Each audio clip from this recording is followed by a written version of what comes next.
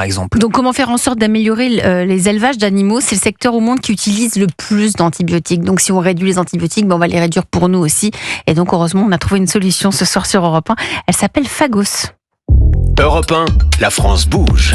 La pépite. C'est vous la pépite ce soir, Adèle Jam. Vous avez 32 ans, vous êtes la cofondatrice de Phagos. Phagos qui a 3 ans. Vous aussi, vous voulez faire du bien à votre planète, à votre mesure.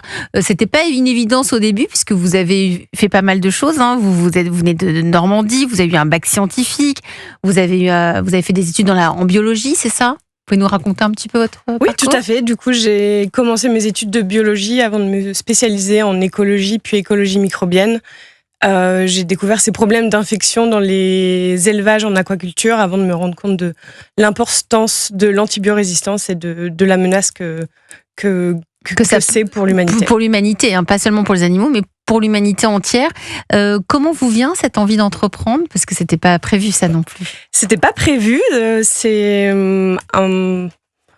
un peu par hasard que j'ai découvert l'entrepreneuriat. J'ai fait un programme d'entrepreneuriat pour essayer quelque chose de différent. Parce que vous avez fait de la recherche, vous avez bossé en labo, vous avez bossé en entreprise.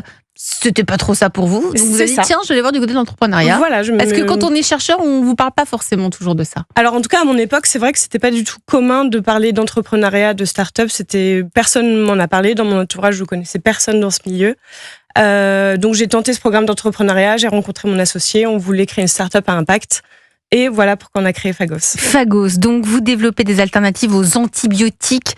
Vous allez nous dire ce que c'est en 1 minute. Et puis on a plein de questions à vous poser. Est-ce que vous êtes prête, Adèle? Oui. C'est à vous. À vous. Chez Phagos, notre mission est de résoudre les infections bactériennes, 2e cause de décès dans le monde aujourd'hui, et l'une des plus grandes menaces sur l'humanité due à l'antibiorésistance, le phénomène d'évolution des bactéries qui les rendent insensibles aux antibiotiques. Mais la bonne nouvelle, c'est que les bactéries ont aussi un prédateur biologique qui peut les éliminer de manière plus efficace que les antibiotiques, qui s'appellent les bactériophages. Les bactériophages sont en fait l'entité la plus abondante sur la planète. Par exemple, vous avez beaucoup plus de bactériophages dans votre corps que de cellules.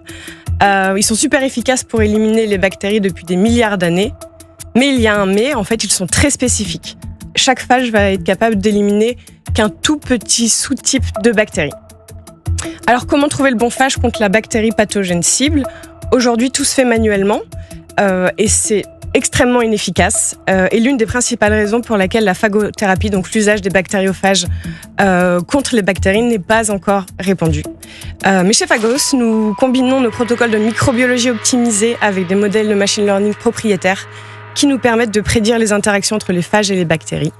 Et ça nous permet d'être déjà 10 fois plus rapides que nos concurrents pour développer ces solutions antibactériennes à base de bactériophages qui sont hautement efficaces et sur mesure. Ça fait un peu plus d'1 minute, mais on voulait vous laisser terminer. Donc merci de vous être prêtée à cet exercice du pitch.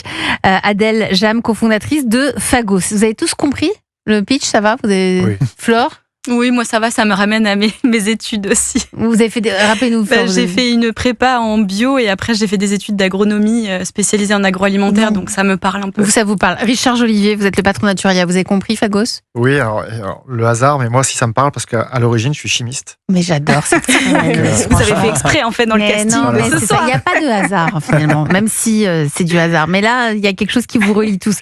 Donc si on comprend bien, Adèle, vous faites en sorte de pour lutter, l'objectif c'est on lutte contre l'antibiorésistance. Donc pour lutter contre ça, il faut arrêter les antibiotiques et de nourrir les animaux avec ça. C'est ça, et qui dit arrêter les antibiotiques, dit trouver une solution antibactérienne, parce qu'il y aura toujours des infections bactériennes, et on ne peut pas juste laisser les animaux mourir. Alors cette solution concrètement, c'est quoi et elle s'adresse à qui? C'est qui vos clients?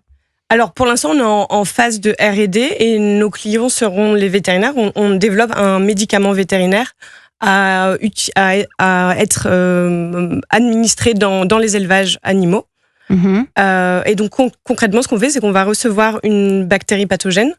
On va développer un cocktail de phages, donc une combinaison de phages qu'on va associer de manière la plus optimale possible avec nos outils de machine learning et nos connaissances en microbiologie, pour pouvoir développer un cocktail sur mesure pour le client qui va directement cibler la bactérie qui infecte l'élevage. Que dit le chimiste Richard Jolivet, qui est le patron de Naturalia?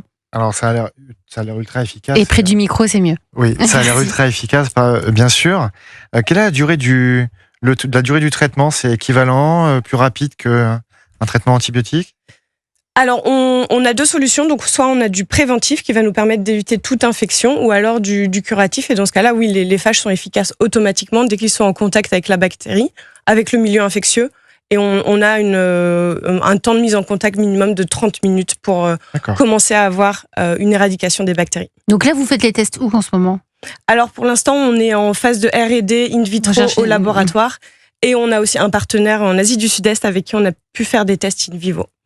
Flore? Moi, je vous disais en début d'émission que j'étais bluffée. Donc, pourquoi vous êtes bluffée, Flore? Je suis bluffée. Alors moi, déjà, je suis bluffée par votre parcours, par comment est-ce qu'on passe d'un métier qui est très technique, finalement, à l'entrepreneuriat, qui est un métier totalement différent.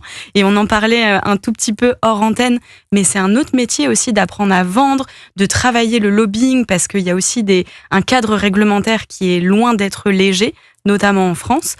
Bluffé par l'équipe que vous avez réussi à construire aussi, parce que vous nous parlez, vous êtes 2, mais en fait aujourd'hui vous êtes plusieurs dizaines de personnes dans l'équipe. Vous êtes, si je ne me trompe pas, vous avez fait une première levée de fonds et là vous êtes en train de clôturer une seconde levée de fonds de plusieurs millions d'euros. Oui, c'est ça. Du coup, par rapport à la partie technique, donc moi aujourd'hui je suis quand même CTO, donc je m'occupe que de la partie scientifique, et c'est mon associé qui est le profil business et qui s'occupe de la partie business, bien sûr. On a une équipe de plus de 25 scientifiques aujourd'hui, donc que vous avez embauchés ou ils sont tous en CDI, oui. En CDI, ah oui, donc c'est déjà solide. Hein, c'est très solide. Ouais. Oui, en fait, on a vraiment besoin de faire beaucoup d'itérations côté microbiologie.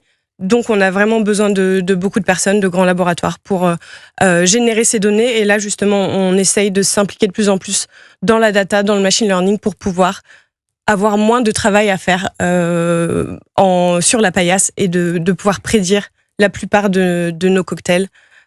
Simplement basé sur l'ADN de nos organismes. Et après, je trouve ça également très impressionnant d'avoir réussi à rassembler aussi un certain nombre d'acteurs. Vous êtes extrêmement entourés. Vous êtes soutenu par l'Europe, par la France s'engage, par un certain nombre d'acteurs qui sont spécialisés. Donc vous n'êtes pas non plus tout seul comme le cliché qu'on pourrait avoir tout seul dans votre laboratoire et en train de développer votre solution. Elle n'a pas commencé dans le garage comme d'autres. Exactement. Voilà, exactement. Et puis d'allier la biotech avec la data science aussi, qui est extrêmement pertinent pour trouver une solution efficace, globale et scalable. C'est-à-dire que c'est ce que vous expliquez. Il y a des cas qui sont très spécifiques. L'objectif, c'est de trouver une solution globale avec des coûts maîtrisés.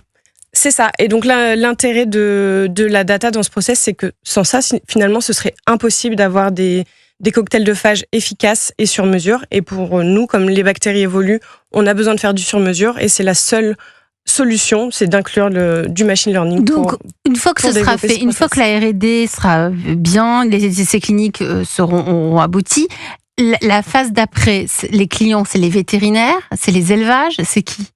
Alors, ce sera sur prescription vétérinaire, mais ce sont les élevages. D'accord, donc ce sera d'accord. Donc vétérinaire après les élevages, et ensuite ça arrivera dans les magasins naturels. Voilà.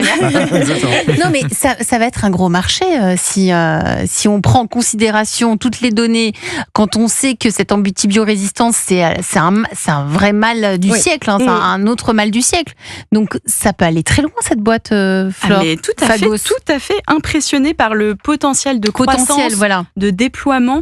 Et la France, d'ailleurs, vous travaillez en Asie du Sud-Est, il n'y a pas de frontières finalement pour votre projet. Non, c'est ça. À partir du moment où on a une infection bactérienne, finalement, on peut développer une solution. Donc pour l'instant, on se centralise sur l'élevage animal parce que plus gros consommateur d'antibiotiques. Donc c'est à cet endroit qu'on peut avoir l'impact le plus important. Mais finalement, à partir du moment où on a une infection, avec notre plateforme, on peut développer une solution. C'est une vraie pépite. On va voir les conseils aussi de Flore, parce que je crois que vous avez quand même préparé 2-3 choses, Flore. Oui, même plus. Mais bon, vous êtes déjà tellement développée et je suis impressionnée. Mais elle a quand même besoin de recruter. Vous avez besoin de recruter. Oui, tout à fait. Elle a des besoins en infrastructure. Donc ça, peut-être que vous avez aussi 2-3 choses à lui dire. Vous restez autour de la table de La France Bouge. On va donc écouter les conseils de Flore. Puis ensuite, on va découvrir le portrait de cet homme. Charles Guiriec. Charles Guiriec de Poiscaille, qui lui propose des paniers hebdomadaires de poissons frais dans toute la France. Là aussi, on est dans une initiative éthique, durable, qui préserve les ressources de la mer et qui sécurise aussi les revenus des pêcheurs côtiers. Et ça, c'est important. D'abord, on écoute Julien Doré, Paris-Séchelles.